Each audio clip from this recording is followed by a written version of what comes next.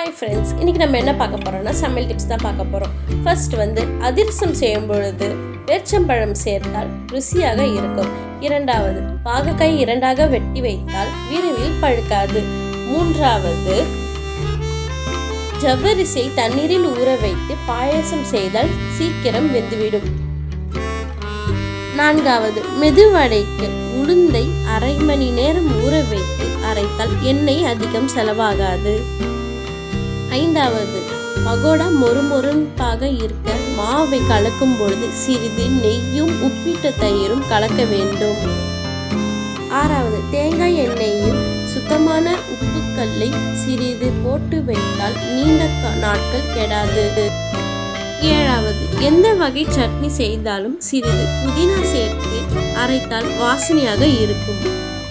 எட்டாவது, வாழைப்பூவுடன் முருங்கைக்கீரை சேர்த்து பொரியல் செய்தால் சுவை சூப்பர்.